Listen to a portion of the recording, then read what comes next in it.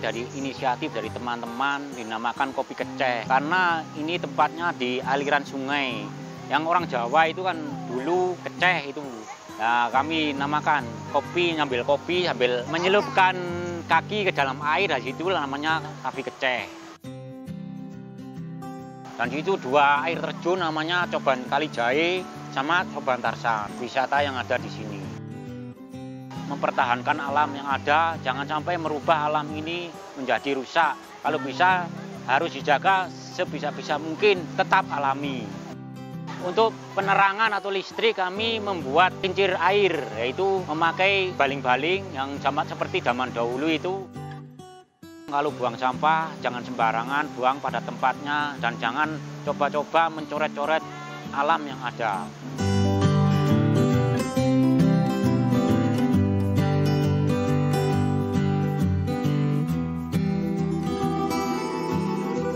Perkenalkan, nama saya Sirojul Huda, asal dari Desa Bawah, Desa Pandansari Lor, Kecamatan Jabung, Kabupaten Malang. Sebelum saya masuk ke wisata Coban Tarsan ini, saya sebagai petani. Coban Tarsan itu dua air terjun yang di atas sana, yang dulunya itu yang dinamakan Tarsan. Mengapa dinamakan Tarsan? Karena di situ ada pekerja atau petani sini yang meninggal dunia di sana. Ya itulah sejarahnya Tarsan yang atau lagi dinamakan Tarsan itu karena hutannya sangat rimbun. Nah, di situ kan sebagai raja hutan kan Tarsan, jadi namakan Tarsan. Kurang lebih dari sini, lokasi sini bawah sampai atas 200 meter dari sini. Itu aja nanjak sedikit, lurus nyampe gitu.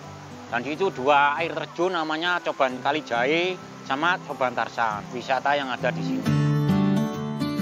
Ini mulai membuka tahun 2016.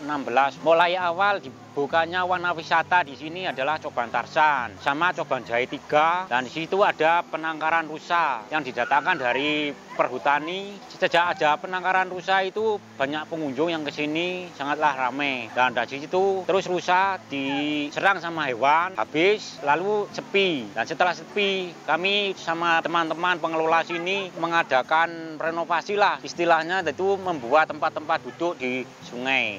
Nah, sekarang dinamakan Kopi Keceh. Pembangunan di sini yang pertama adalah pembukaan coban air terjun, Coban Jahe 3 sama Coban Tarsan, lalu dilanjutkan dengan penangkaran rusa. Nah, di situ dulu ada tempat ular, yaitu ular pikton, 3 ular pikton, tapi lama-lama tidak mau makan langsung mati. Nah, setelah itu teman-teman masih bisa membuat lagi, yaitu taman-taman di sebelah bawah sana dan tempat-tempat duduk di aliran sungai. Ditambah lagi dengan fasilitas yang ada di sini, yaitu WC umum, taman musola, sama tempat jaga atau pos di sana berkembang terus sampai pengunjung ini pesat. Nah, teman-teman langsung membuat inisiatif, yaitu membuat kafe di aliran sungai ini. Ya, ini dari inisiatif dari teman-teman dinamakan Kopi Keceh. Karena ini tempatnya di aliran sungai. Yang orang Jawa itu kan dulu keceh itu.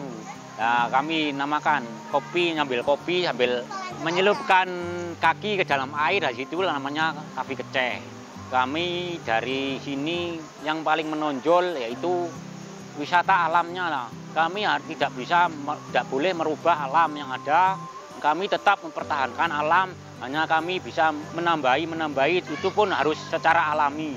Ya, kami harus bisa memberikan yang terbaik untuk para wisatawan. Ya, kami harus sopan, menjaga kebersihan, dan menampilkan yang ada di sini. Yaitu kadang orang itu senang pada tumbuh-tumbuhan, pada aliran sungai yang bersih. Nah, itulah yang kami sekarang. Spot yang paling ramai ya di air terjun, langsung turun ke sungai. Ya, itulah spot yang kami tampilkan, yaitu yang paling ramai ya di tempat ngopi di sungai. Untuk penerangan atau listrik kami membuat kincir air, yaitu memakai baling-baling yang seperti zaman dahulu itu kami terapkan. Ya, alhamdulillah lancar untuk wisatawan di sini.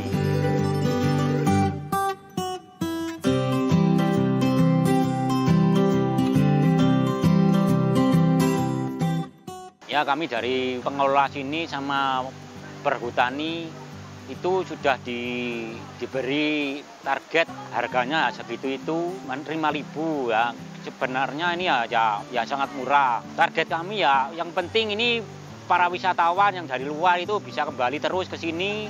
Walaupun bayarnya itu belum begitu mahal lah. Sekiranya bisa dicapai oleh semua kalangan dari muda, anak-anak sampai orang tua masuk ke sini. Ya kalau per hari, kalau hari biasa ya omsetnya hanya sekitar kurang lebih 500, 300 itu kalau hari biasa. Nah kalau hari Minggu ya mencapai hampir 1 atau 2 juta omset untuk hari Minggu. Untuk bulanan kami bisa mencapai omset 5 atau 4 juta lah untuk 1 bulan. Setiap bulan kami hanya yang ke perhutan 100% lah. Untuk yang perhutani 80%, yang kami 20%. Kelemahan di sini itu ya keluhan-keluhan dari para wisatawan yang ada sekarang ini adalah kendala yaitu jalan lah. Jalan ini kurang mulus lah untuk wisata. Seharusnya dari pihak pemerintah ya bisa memahami karena jalan lah utama untuk menuju tempat wisata-wisata yang lain.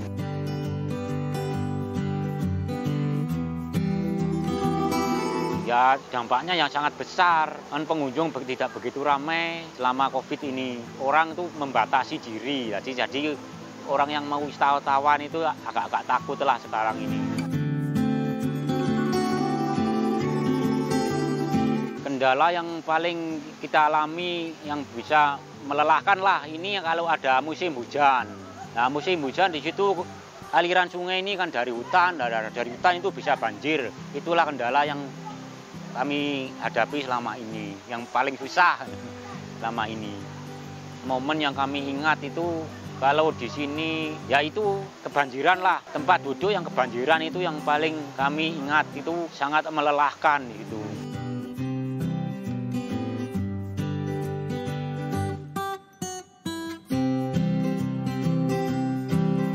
Manajemen di sini dari teman-teman kru di sini penghasilan setiap hari itu harus mengeluarkan namanya kas untuk bangun di sini.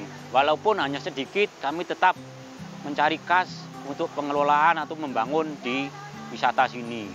Kru yang di sini itu jumlahnya hanya 4 orang lah, sekitar kurang lebih 4 orang. Ya kami harus bisa membagi tugas masing-masing untuk memperlancar pariwisata di sini ya. Kami tugas masing-masing harus tepat. Ada yang di depan, ada yang di dalam, itu harus teratur lah setiap hari itu tugas masing-masing harus bisa melaksanakan sendiri-sendiri. Ya kita harus bisa saling komunikasi setiap hari lah. Dari satu yang lain ini harus bisa menampilkan pendapat yang mana yang baik, ya itulah yang kami pakai selama ini. Kami tetap mengontrol teman-teman, anggota, maupun tempat-tempat yang ditempati oleh para wisatawan. Ya harus selalu menampilkan yang terbaik untuk wisatawan. Pesan bagi para pengelola wisata yaitu tetap mempertahankan alam yang ada, jangan sampai merubah alam ini menjadi rusak. Kalau bisa harus dijaga sebisa-bisa mungkin tetap alami. Para pemuda ini kalau bisa dari pengelola wisata, tolong kalau buang sampah jangan sembarangan, buang pada tempatnya dan jangan coba-coba mencoret-coret alam yang ada. Semoga wisata yang ada di sini ataupun yang di lain tempat itu tetap dijaga dan kelestarian itulah yang utama pesan dari kami.